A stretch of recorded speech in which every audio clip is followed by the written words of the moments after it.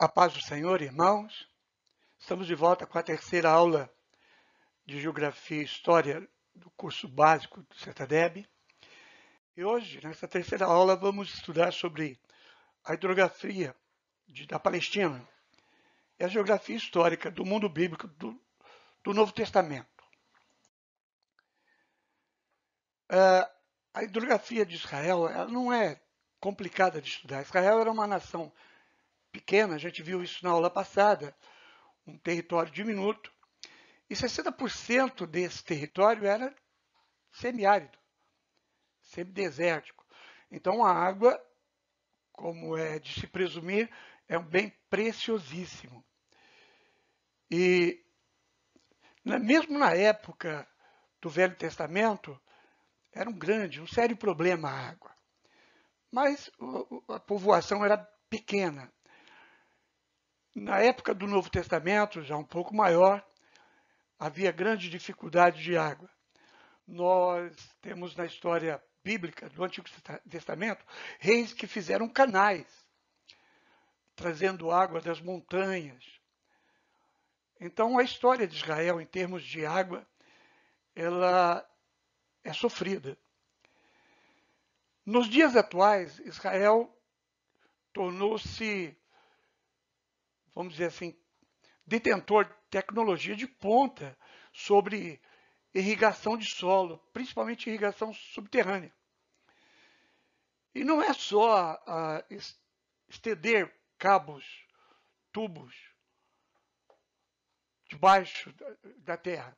Não, tem toda uma tecnologia, toda computadorizada, onde o agricultor pode, de um app do seu celular, do seu computador, controlar a quantidade de água naquele dia que a planta precisa. Tem sensores que medem a temperatura do solo, dizendo a quantidade de água. Com isso, Israel consegue colocar a quantidade suficiente de água, economizando água para aumentar a sua produção. E Israel, inclusive, detém tecnologia de ponta em reciclagem de água, chamada da irrigação inteligente. Hoje a gente sabe ali no Oriente Médio, várias nações usam a mesma técnica, mas principalmente as nações árabes, mas é a partir da engenharia reversa. Engenharia reversa é quando você compra alguma coisa, desmonta aquilo, copiando aquilo, medindo, e depois você muda alguma coisa e constrói algo seu. Quer dizer, você copiou. Todas as nações fazem isso. Estados Unidos faz isso, o Brasil faz isso. Eu trabalhei na Ingesa. Na Ingesa, para nós construirmos o tanque sob esteira, nós fizemos isso. Mas a tecnologia de irrigação é de Israel. E, inclusive, o Brasil, já há alguns anos, tem alianças com Israel e tem importado essa tecnologia para o Norte e Nordeste, em algumas regiões do Norte e Nordeste do Brasil. Tem aqui uma figura de mais ou menos como é esse tipo de irrigação. Dependendo da plantação, o cano fica uma determinada profundidade e ele libera tudo, como eu disse, controlado por um programa de computador, ele libera a quantidade de água necessária para aquele solo a partir de leituras feitas sobre a temperatura e até a acidez do solo. Temos aqui o exemplo de algumas fazendas no deserto. Esta aqui, elas são baseadas em estufas. Vocês podem ver aqui que a região é desértica mesmo. Né? Isso aqui é Israel. Temos outra aqui, novamente no meio do deserto. É só olhar as colinas aqui. E isso aqui é uma plantação de uva. Produz e se colhe tudo através da irrigação subterrânea. Israel realmente cumpre-se nele a palavra de Deus hoje, que o deserto floresceria. Na verdade, vários historiadores concordam num ponto. A terra de Israel só produz na mão dos israelitas. Quando tiveram outros povos ali, a terra sempre foi desértica.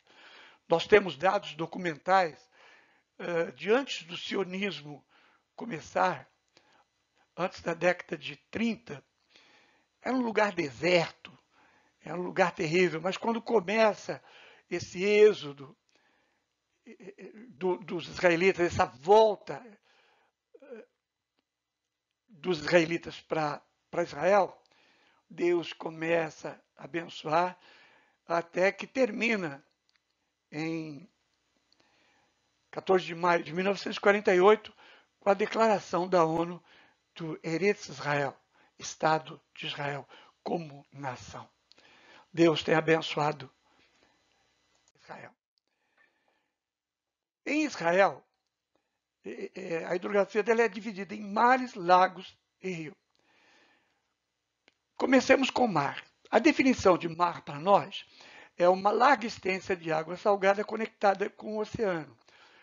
Oceanos, há 3 oceanos: o Atlântico, o Índico e não me lembro do terceiro. Mas mar são pequenas porções de água salgada que se conecta com o mar, mas cercada presa por parte de continentes. Nós vamos ver alguns deles. O mar Mediterrâneo, ele é reconhecido como o maior mar, ele é trancado entre continentes, ele banha 3 continentes: o europeu, o africano e o asiático. E 25 países. Na Bíblia Sagrada, ele recebe os nomes de Grande Mar, Mar Ocidental e Mar dos Filisteus. Depois, a partir do ano 100 a.C., quando Roma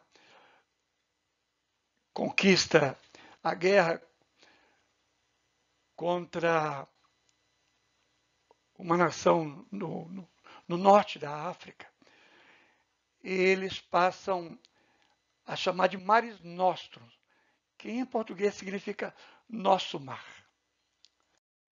O Mar Morto, ele é chamado na Bíblia de Mar Salgado, Mar Oriental, Mar do Arabá, Mar da Planície e Mar das Campinas.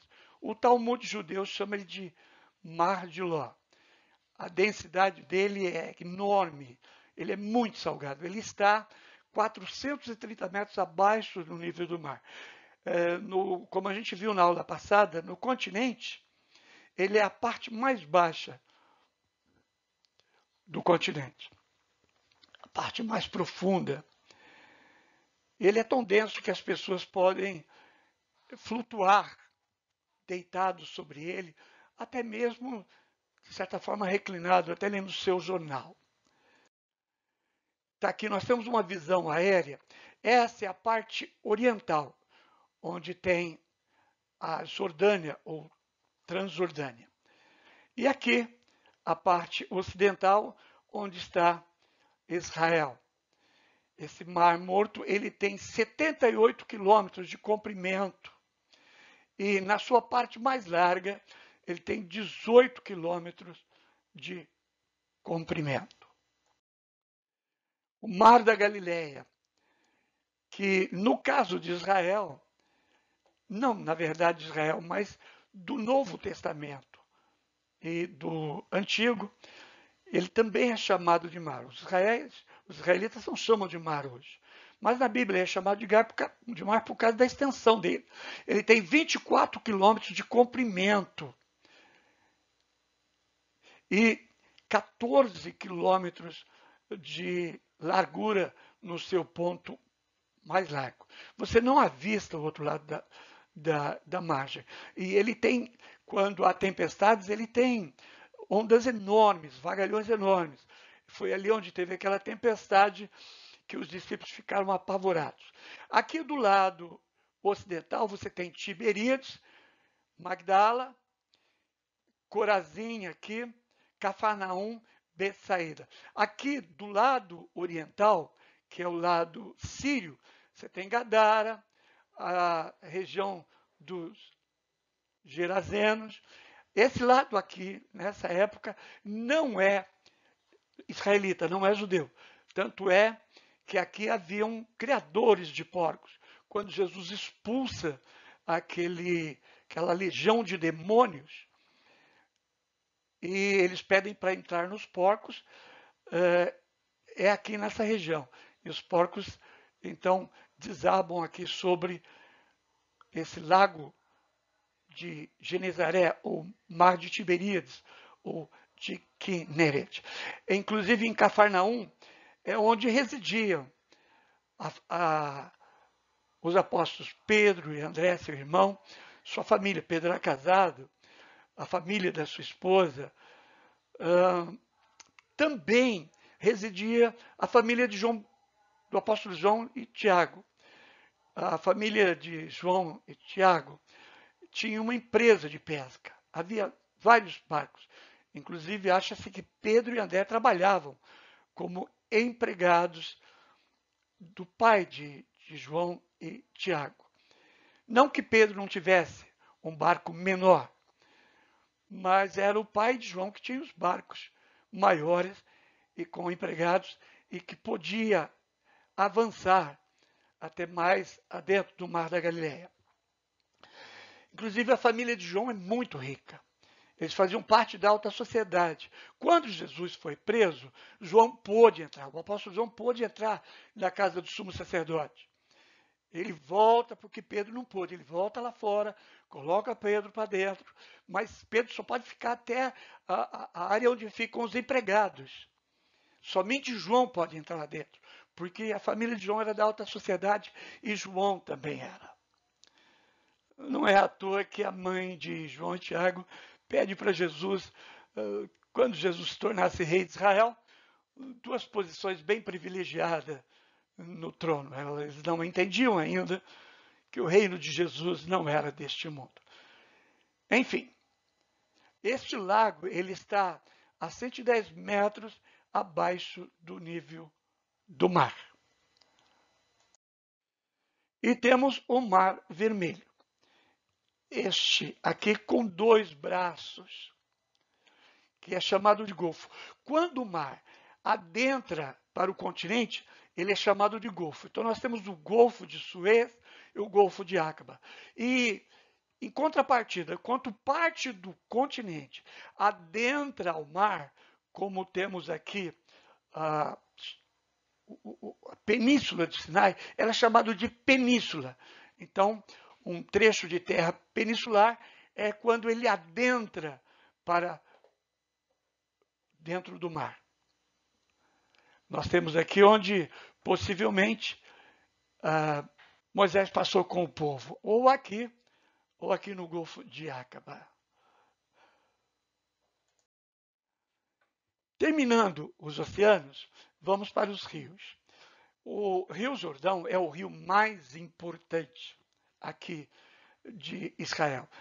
E é o que, a níveis, vamos dizer assim, brasileiros, nós podemos chamar de rios, de rio. Porque aqui no Brasil nós temos rios enormes. Né? E a maior parte dos rios em Israel seriam, aqui no Brasil, são considerados riachos ou córregos.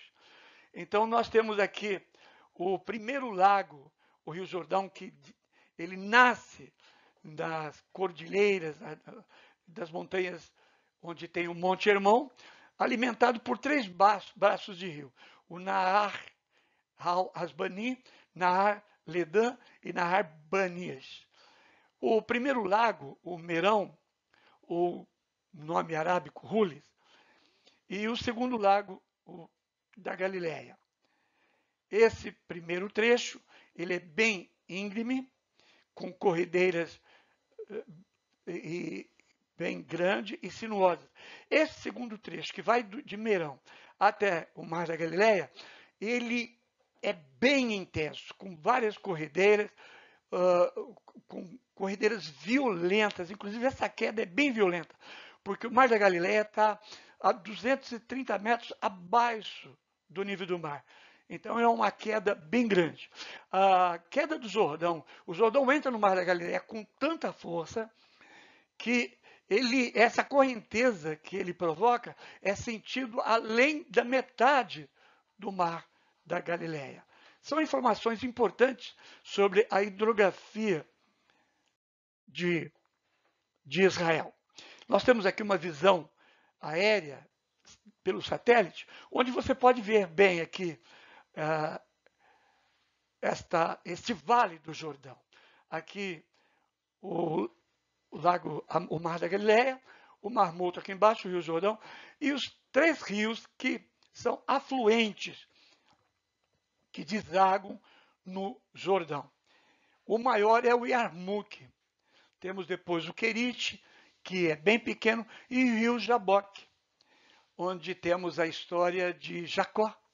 Foi passando aqui o Val de Jaboque. Val é uma região do rio onde as margens são planas e o rio é bem rasinho, tipo 30, 40, 50 centímetros de água. Então a pessoa pode passar a pé. Porque boa parte, inclusive aqui no Jordão também, boa parte dele, as margens são escarpas, são montanhas, são rochedos grandes. O Jordão, na verdade, tem 2 vales, um pouco mais acima e o val de Jericó. Jericó fica mais ou menos aqui, bem próximo ao Mar Morto, e aqui é onde há uma abertura bem grande, Jericó e a região onde Israel acampou, perto dos montes Ebal e Gerizim, há um val bem grande, onde em algumas épocas do ano dá para você passar com água pelo joelho.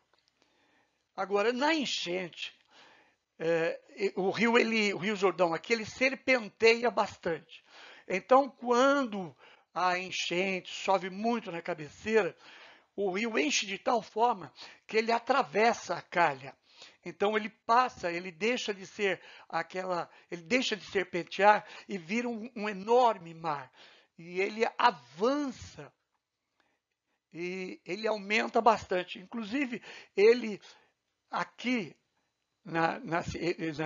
no val de Jericó, ele fica com uma largura de água de mais ou menos uns 30, 40 metros.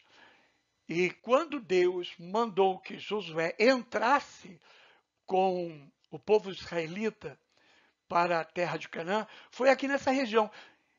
E Deus, como sempre, o nosso Papai do céu, ele escolhe os momentos difíceis. É a forma que ele tem de dizer assim, olha, não é você com sua força, sou eu fazendo.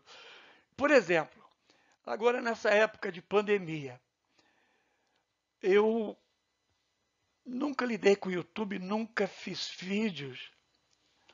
Não sou muito de me expor publicamente, principalmente em redes sociais. E na internet piorou. Mas eu estou vendo que é um momento de crescimento para mim, um momento de aprendizado. E eu tenho certeza absoluta que com você está acontecendo a mesma coisa. Ao invés de você olhar as dificuldades, porque eu também tenho, eu estou com algumas dificuldades. Se eu olhar para elas, eu só vou ver isso, dificuldades. Mas olha para cima das nuvens densas, há um sol sempre a brilhar. Pode olhar à sua volta, você está crescendo. Tem algo tremendo acontecendo com você, com o seu lar, com a sua família, com o seu casamento e com você mesmo. Deus está mostrando que Ele é Deus da sua vida. Glória a Deus. Continuando, eu não falei sobre vadis. Vadis são rios temporários em Israel. São rios que, na maior parte do ano, são vales secos. Mas na época da enchente, na época das chuvas, eles se tornam rios caudalosos. Eu separei para vocês um vídeo e quero que vocês assistam. O Negueb está hoje localizado no extremo sul da Palestina. Um lugar muito árido, um dos mais baixos da região. O deserto do Negueb é uma grande extensão de terra improdutiva. No entanto, quando a chuva serôdia, que cai abundantemente na região por um longo período de tempo, a água é armazenada nas partes mais altas da região. E quando transbordam, formam as torrentes, que invadem o deserto, trazendo grande inundação e transformando a terra árida em um rio que produz vida.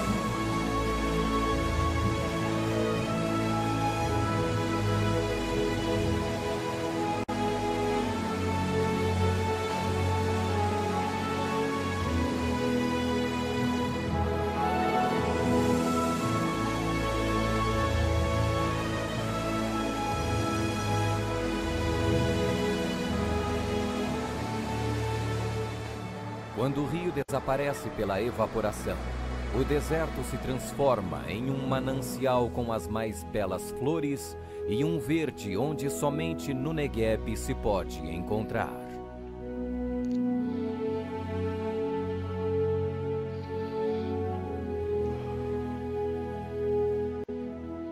Ó Senhor, faze com que prosperemos de novo, como as torrentes no Negueb.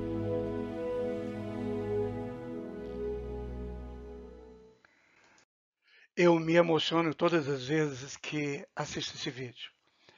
Eu colhi ele na internet e quis repartir com vocês.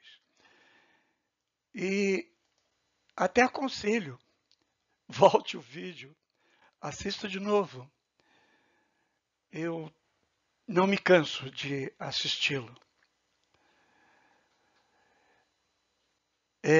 O Negueb é o deserto bem ao sul, onde tem Cades Barneia, e na maior parte do tempo é bem árido, sem água nenhuma.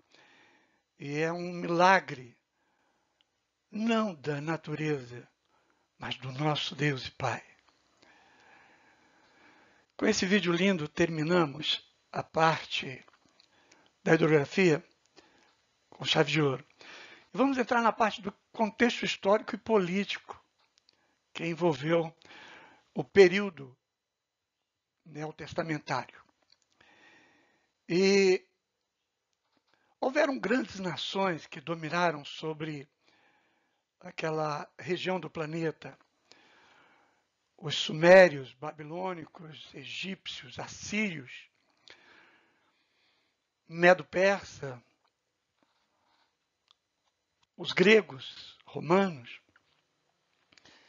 Mas a que vai importar para nós e que vamos discutir aqui um pouco é os gregos e os romanos.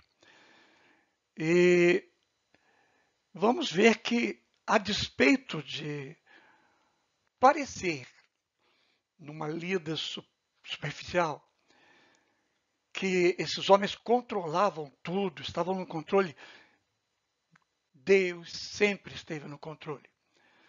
Esses homens reinaram porque Deus permitiu que eles reinassem, ou, em alguns casos, os elevou ao trono.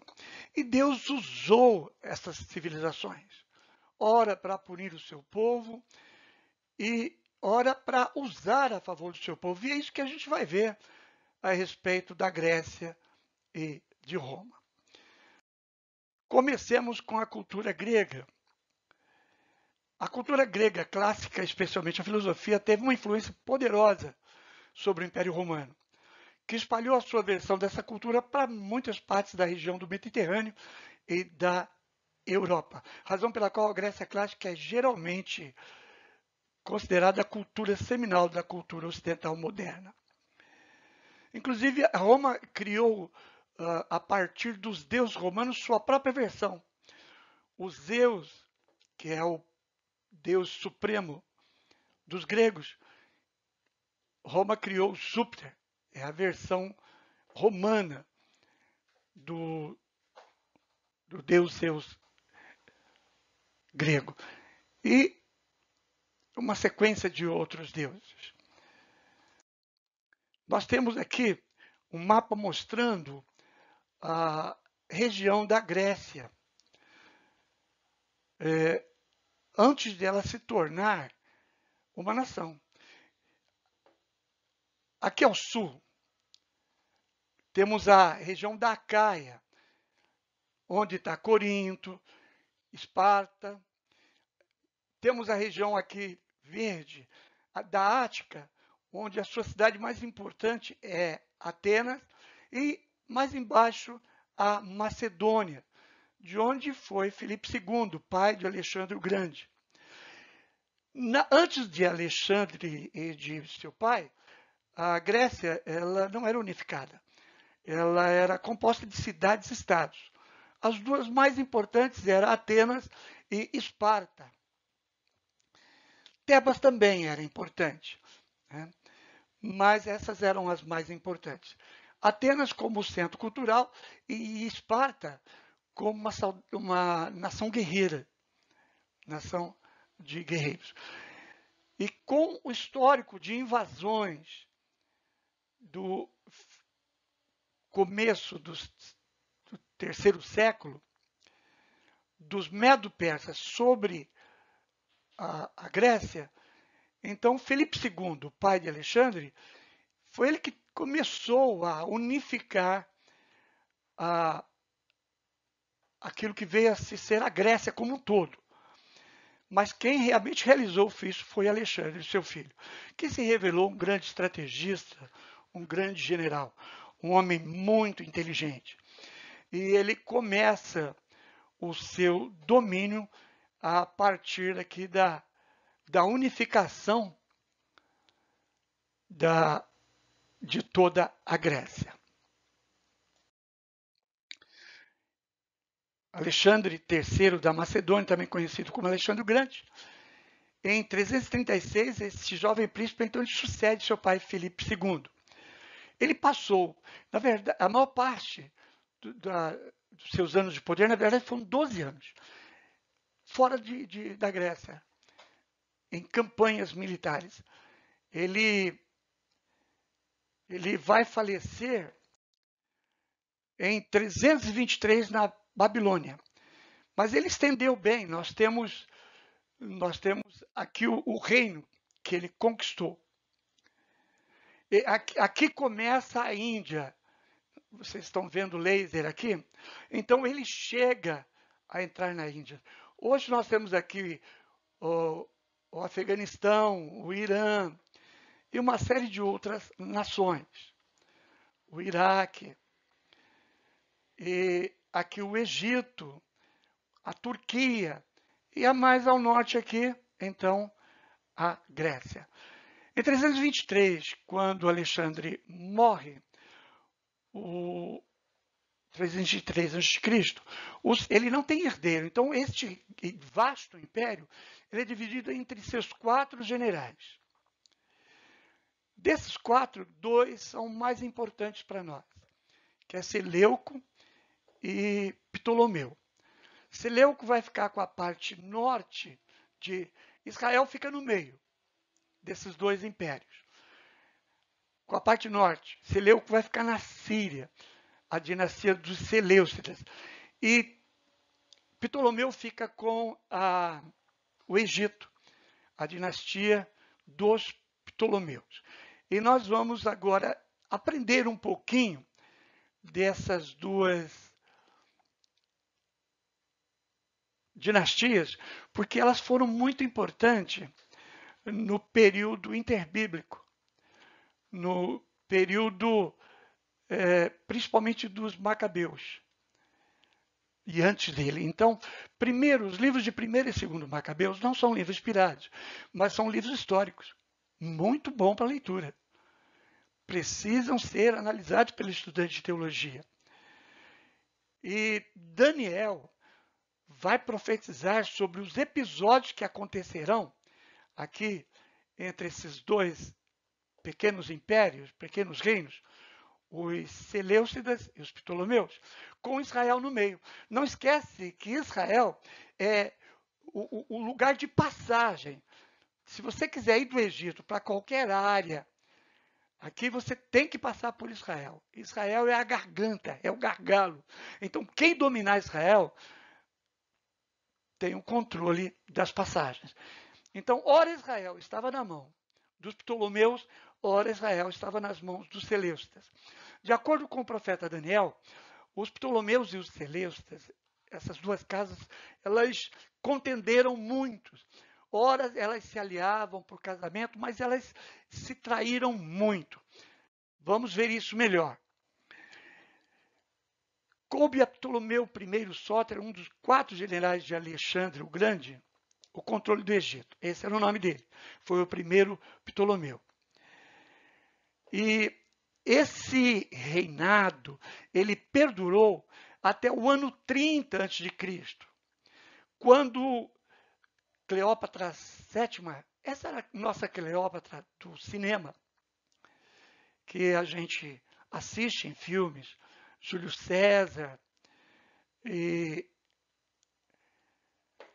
ela foi interpretada por uma atriz italiana, que eu não me lembro o nome agora, e que a gente pensava que era egípcia, na verdade ela é grega. Ela é a última governanta da dinastia dos Ptolomeus. Foi então quando Roma toma conta. Essa mulher, ela realmente tentou, através de várias artimanhas, ela tinha um reinado duplo, ela e o irmão dela, mas ela consegue, junto aos romanos, com a beleza dela e o poder de sedução, fazer com que o irmão dela seja assassinado. E ela vai, a partir daí, tentar manter seu reinado no Egito, mas tentando conquistar os governadores romanos, imperadores romanos, mas ela aposta num camarada errado e, no fim, ela se suicida. Então, termina aí, no ano 30 a.C., o reinado dos Ptolomeus. Quando Israel estava na mão dos Ptolomeus, os Ptolomeus eram complacentes. Eles não, à semelhança de Alexandre o Grande. Alexandre o Grande, ele difundiu a cultura grega, o pensamento grego, mas ele respeitava a religião da região onde ele permitia que os povos conquistados praticassem seu credo. Só em alguns casos a gente tem histórico onde não se sabe por que Alexandre destruiu os templos e impôs a cultura grega. Mas os Ptolomeus seguiam a mesma linha. Inclusive, no terceiro século a.C., em torno de 284, Ptolomeu Filadelfo II imputa-se a ele a construção de uma das 7 maravilhas do mundo daquela época, que era a Biblioteca de Alexandria. E é este homem que pede para o seu bibliotecário que ele, inclusive, ele diz que está faltando um livro na sua biblioteca, que é a Torá hebraica. Então ele pede para o seu bibliotecário que consiga uma tradução da Torá em grego. Esse bibliotecário vai até os judeus e consegue então 6 judeus de cada tribo, entre os sábios, para serem os tradutores para o grego da Torá. Ela é chamada, é um texto maravilhoso grego, eu tenho ele em casa, de Septuaginta, versão dos 70, mas na verdade eram 72. Eram 72 sábios, judeus, 6 de cada tribo. E foi no ano de 284 que ele adicionou, pediu para adicionar então a Torá, a Septuaginta, à sua biblioteca. Foi os Ptolomeus, então, eles foram sempre bondosos com os judeus. Inclusive, lá no Egito, haviam colônias enormes, imensas, de judeus. Ele até permitiu que os judeus construíssem uma sinagoga quase parecida, semelhante a um templo, mas não era um templo. Já os Seleucidas não. Desde a sua instalação, desde que eles assumiram a Síria, eles queriam ter o domínio sobre Israel. Isso fez com que eles se indispuseram contra os patrícios gregos, os Ptolomeus. E em alguns momentos eles tiveram o domínio de Israel. Então imagine então que Israel era um bem precioso e que ela estava sendo puxado de ambos os lados. Os Ptolomeus puxavam para o sul e os Seleucidas para o norte. Eles foram reis terríveis. Todas as vezes que eles dominaram sobre Israel, eles foram cruéis. E, em especial, um camaradinha chamado Antíoco Epifânio. Ele foi terrível. Ele é narrado por Daniel como um chifre pequeno, que pronuncia grandes coisas. Vários trechos do livro de Daniel falam sobre os dramas que Israel sofreria nas mãos desses reis, dos Seleucidas e dos Ptolomeus. Daniel 11, Daniel 7, Daniel 9, são trechos de Daniel. Deus revelou de forma tão detalhada que aqueles que não creem na veracidade bíblica, são cristãos, entre aspas, eles não acreditam que Daniel foi escrito na época do exílio do povo israelita na Babilônia. Eles dizem que Daniel foi escrito num período posterior, inclusive, a esses acontecimentos aqui. Porque Daniel é muito preciso, mas nós, como crentes fiéis em Deus, sabemos que Deus revela as coisas antes de elas acontecerem. E este Antíoco Epifânio IV foi ele que imolou uma porca sobre o altar em Israel, o altar do Senhor. Ele construiu uma estátua a Zeus, o deus grego, Deus dos deuses, e mandou construir ginásios de esportes e instalar bandeirolas com os emblemas gregos. E como os judeus não adoram Deus, eles não admitem ícones, bandeirolas, não admitem nada. E muito menos ginásios de esportes. Então o povo de Israel, nessa época, no ano de 175 a.C., a nação israelita se dividiu. Então, um grupo mais progressista foram a favor de Antíoco Epifânio, acalentaram ele. Então, houve uma grande guerra civil. Os judeus ortodoxos, entre ele, o sumo sacerdote com Judas Matias Macabeu, junto com seus filhos. Ele se recusou a fazer sacrifícios a Deus, e quando um outro sacerdote aceitou fazer, ele foi fazer, ele matou. Ao matar esse sacerdote, ele teve que fugir junto com seus filhos. Começa aí então aquela guerra chamada dos Macabeus. Ela está narrada lá no segundo livro de Macabeus, a partir do capítulo 4, a partir do verso 32. Matias morre e seu filho, Judas, assume a liderança e vai ter aí o governo dos Macabeus mais ou menos por 100 anos, até o ano 64, 63, quando o grande general Pompeu, o general romano Pompeu, adentra as portas de Jerusalém, e esse governo macabeu ou asmoniano é depois substituído pelo governo de um judeu, de um descendente de Esaú, de Edom, que naquela época era chamado de Idumeu, não Edomita. Parte da culpa disso é dos próprios sacerdotes asmonianos, porque foram eles que criaram, fizeram uma abertura contrária à lei de Deus, que os edomitas se tornassem também judeus. Então, os idumeus passaram a ter essa cidadania judia, a sacrificar, quando Deus havia negado isso. Então, quando Pompeu entra, ele tem como parceiro o pai de Herodes.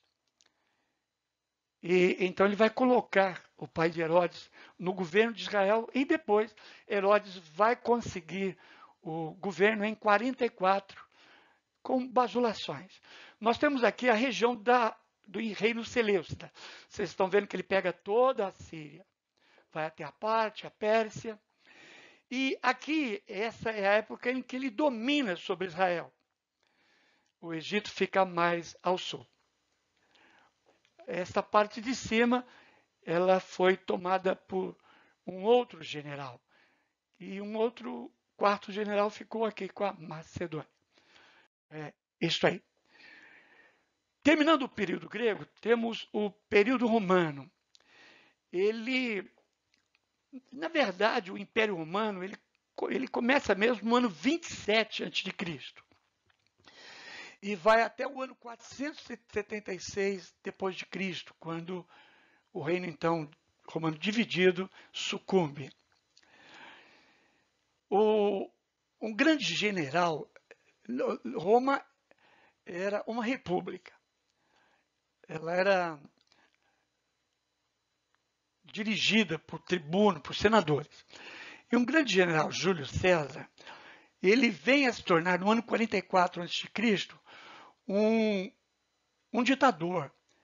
Ele livra Roma dos seus inimigos, e ele é recebido com honrarias, e aquele que era o libertador veio a se tornar um ditador. Mas ele, com isso, ele consegue, ele arruma muitos inimigos. Há vários filmes a respeito disso. Outros inimigos, como outros generais, Pompeu e tantos outros. E no final, Júlio César acaba sendo assassinado, e seu filho, Otávio Augusto, ele assume o trono. E Em 27 a.C., então, ele é declarado imperador. E Roma, então, é declarado um império. É a partir desta data.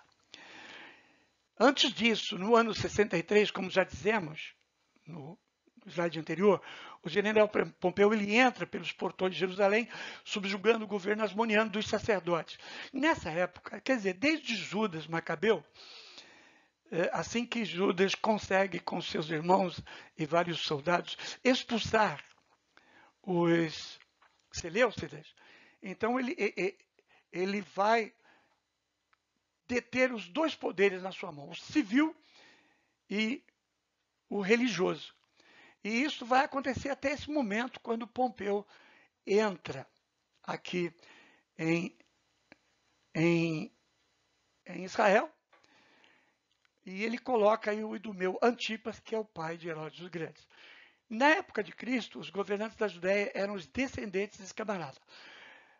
Herodes ele assume este reino aqui em Israel no ano 44 a.C. e vai falecer no ano 4 depois de Cristo. Eu separei aqui um mapa para vocês terem uma ideia das fronteiras do Império Romano. Olha isto. Este mapa ele é do ano 117, ano Domini, quer dizer, ano do Senhor. Portanto, na época mais ou menos do apóstolo João, 100 anos depois de Cristo. Vocês podem ver aqui que Roma já invadiu a Inglaterra. Esta parte em branca é os oceanos, a parte em vermelha é a parte que Roma domina. Toda esta parte da Europa, a Eurásia, Oriente Médio e aqui o norte da África. O norte da África. Roma, ela começa as suas conquistas aqui na cidade de Cartago. Eles atravessam este trecho aqui e derrotam o general Aníbal, chamado da Guerra dos Cartagineses. A partir daqui, então, Roma vai invadir toda essa parte norte e vai descer para cá. Realmente foi o maior império que o mundo conheceu, o Império Europeu enorme. Passemos então agora para chegar, saindo de Roma, chegando mais perto agora do nosso querido Estado judeu. Então Herodes o Grande ele torna-se rei da Judéia, eu falei 44, mas é em 37 a.C., até sua morte no ano 4, depois do nascimento de Jesus. Quando ele morre, Jesus já tinha 4 anos. Ele não era judeu e ele não tinha aceitação do povo. Ele gastava muito, bajulava Roma. Quem era a favor dele eram os herodianos. Havia um partido político de judeus que era a favor de uma abertura da Judéia para esse progresso da época. Mas a maioria dos judeus não gostavam dele. Porque ele, na verdade, ele assumiu o trono na Judéia através de favores para o rei de Roma, para o imperador. E também porque ele casou com Mariana I, a neta de João Hircano. E é sabido, quem conta essa história bem é Flávio Josefo. Ele vai mandar matar João Hircano, o avô da sua esposa. Esse assassinato ele é enrustido, mas a história veio para lá que foi ele. Posteriormente, quando ele assume o trono, ele manda matar Mariana. E posteriormente ele vai mandar matar 2 dos seus filhos maiores. Só vai escapar um. Então o homem era terrível. Este Herodes o Grande, foi ele quem tentou matar Jesus. E Deus teve que falar para José tirar a mãe e o menino e ir para o Egito. Jesus, então, aí se transforma no primeiro refugiado político em Israel, no continente africano. E todos os outros Herodes vieram a partir dele.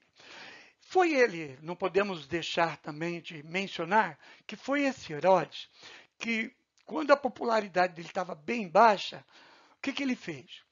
Ele pensou, eu vou construir um templo novo para os israelitas. O Flávio Josefo, ele diz que os judeus não aceitaram, os saduceus, os sacerdotes, porque não confiavam nele. Então, o que ele fez? Ele mandou lavrar as pedras enormes,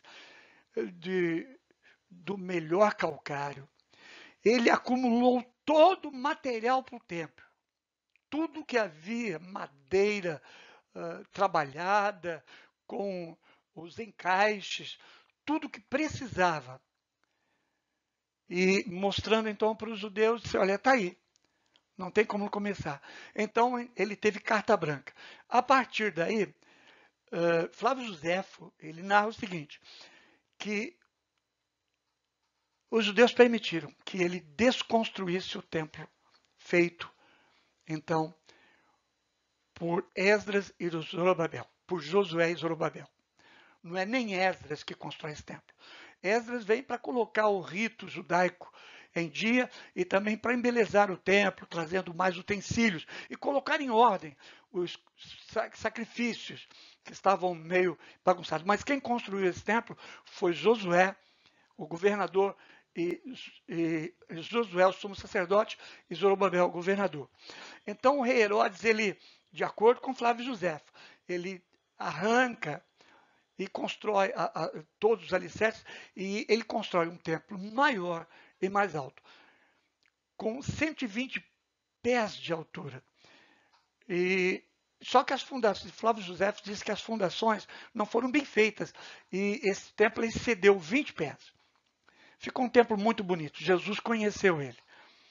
Mas na frente os judeus, diz Flávio Josefo, que ergueram esses 20 pés. E foi esse templo que o general Tito destruiu. A dinastia herodiana, e que não só Jesus conheceu, como os discípulos também. Então nós temos o pai, Herodes o Grande, e que foi na época que Jesus ainda era bebê. E em seguida temos Herodes Antipas, veio a ser o governador da Galileia e da Pérea. As regiões em que Jesus e João Batista desenvolveram a maior parte de seus ministérios. Foi esse homem, inclusive, esse Herodes Antipas, que mandou decapitar João Batista. E, inclusive, foi ele que colocou Jesus em julgamento. Depois dele temos Herodes Agripa I. Ele é mencionado em Atos 12 como um perseguidor da igreja. Foi esse camaradinha que matou Tiago, irmão de João. E mandou prender a Pedro. Aqueles episódios do capítulo 12, ali do livro de Atos. E foi ele também comido de bicho. Flávio Josefo narra que nessa época, que Atos 12 diz desse homem, ele fez uma grande festividade aos deuses romanos e o imperador e alguns representantes do imperador romano, e ele desce até o anfiteatro com suas vestes toda cravejada de placas de ouro, e era ao meio-dia, a luz do sol reflete sobre ele, e ele brilha, e o povo grita que ele parecia um deus, e que sua voz era a voz de Deus, e não de homem. Flávio Josefo diz que ele não repreendeu esses homens. E então, naquele mesmo momento, Flávio Josefo diz que ele começou a se contorcer de dor, foi levado até a sua residência, esse homem nunca mais saiu e morreu. E segundo o diagnóstico do Espírito Santo de Deus, ele morreu comido de bicho por dentro. Em seguida temos Herodes Agripa II. Foi ele que ouviu o testemunho do apóstolo Paulo, imediatamente antes de ele ir para Roma para ser julgado por César. Ele quem diz que Agripa. Ele disse assim, que Paulo, por pouco, o fazia converter-se. E Paulo diz a ele que não só por pouco ou por muito, que não somente ele, Agripa, mas todos, eles se convertessem a Deus. Então vocês veem que é muito importante conhecer essa geografia histórica e também a história da política desta época. Depois que Agripa II foi inclusive ele que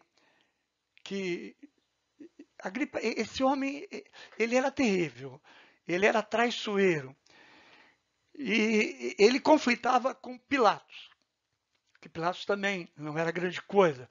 Pilatos, ele era de uma classe social não muito importante e ele, o maior desejo dele era ascender, quer dizer, subir até ao nível da classe alta. E ele conseguiu isto através de muita bajulação. E ele era um homem terrível. Herodes Agripa I, escrevendo para o imperador Calígula, inclusive Calígula, que é importante, ele não aparece na Bíblia, mas ele tem o imperador Cláudio. Herodes Agripa é casado com a mãe de Cláudio. Ele é padrasto de Cláudio. E o imperador Cláudio aparece no livro de Atos. Foi ele que, numa grande escassez e grande fome, ele expulsa os judeus de Roma. E com isso vão os cristãos, porque até então os cristãos são um ramo do judaísmo. E é onde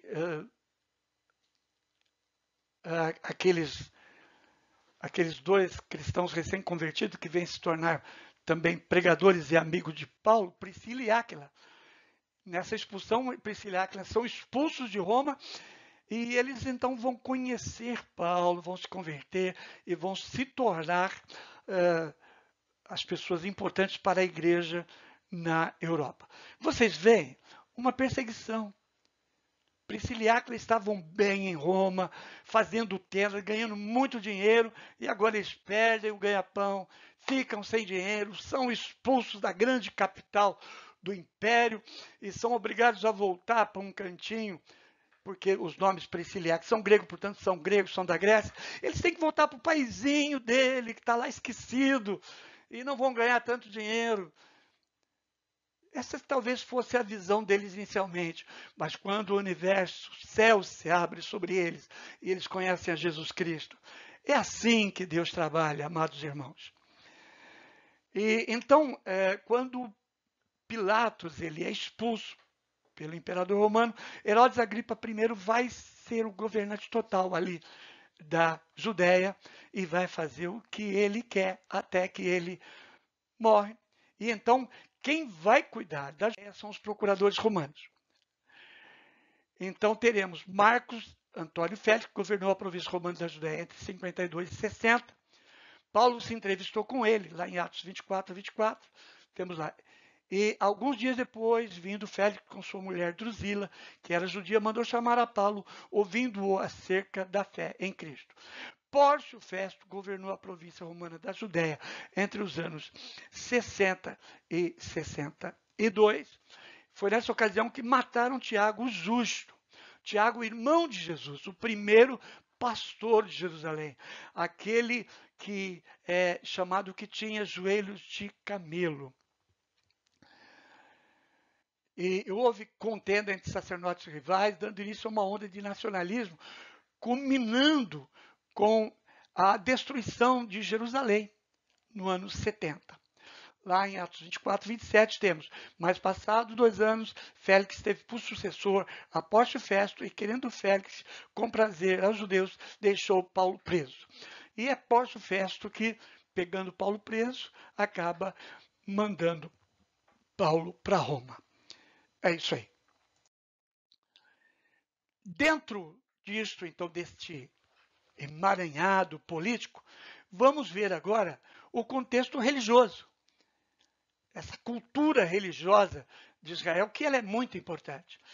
E dentro do mundo religioso de Israel, haviam três entidades importantes para os judeus, que eram o Sinédrio, a sinagoga e o templo. O Sinédrio era o supremo, o tribunal deles. Era a corte suprema, de onde faziam parte os saduceus e os fariseus. Os saduceus, que é sempre importante saber isso, era composto de sacerdotes. E os fariseus, compostos de mestres, rabinos e tradutores e copistas das escrituras. Então, isso a gente vai ver mais na frente, não vou me adiantar. As sinagogas era a espécie de escola dos judeus, mas também lugar onde eles aprendiam a palavra de Deus e também adoravam a Deus. Jesus ensinou muito. Paulo usou as sinagogas espalhadas pelo mundo de então. E o templo era onde os sacerdotes ofereciam seus sacrifícios. Os grupos religiosos eram os fariseus, saduceus, zelotes e essênios. Na verdade, zelotes não era um grupo religioso, era um partido político. Mas como tanto política como religião se misturavam, eram religiosos políticos. Imaginem um partido cristão só de pastores. Era mais ou menos isso. Só que eles eram extremamente nacionalistas. Eram ferrenhos. Eles não aceitavam dominação de ninguém. Inclusive, eles encabeçam as revoltas, várias revoltas em Israel, inclusive aquela que vai terminar com a destruição de Jerusalém no ano 70. Os fariseus, eu já falei, eles eram homens rigorosos quanto aos costumes judaicos, mosaicos. Para eles, não só a Torá, mas todos os profetas, os salmos, eram importantes. Os saduceus, ele era a classe rica, a alta sociedade. Os saduceus, eles eram, a partir do sumo sacerdote, e os sacerdotes, eles eram os homens mais ricos daquela época. Era a classe nobre. E o sumo sacerdote sempre, ele era o presidente do Sinédrio. E os essênios, eles não aparecem no Novo Testamento porque eles não se misturavam muito nos centros de vilas ou grandes cidades. Eles eram reclusos. A fortaleza de Massada, que foi inclusive a última a cair sob o Império Romano, não caiu. Eles, antes de se entregarem, se suicidaram. Eles construíram essa fortaleza no alto de uma montanha chamada Massada, ou Masada. E eles viviam em cavernas, em grutas, e eles jejuavam, oravam, e tinham, no seu trabalho, era copiar os livros da lei e praticar a lei mosaica. Eles eram bem ascéticos. E era esse pessoal que dominava na época do Novo Testamento. É isso aí, meus amados. Eu espero que os irmãos tenham gostado da aula até agora, do vídeo que nós mostramos. Está aí as respostas dessa aula 3. A 3 está errada. Se vocês colocaram errada para 3 e certo para demais, meus parabéns. Deus abençoe vocês e tenham um ótimo fim de semana e um bom feriado. Amém.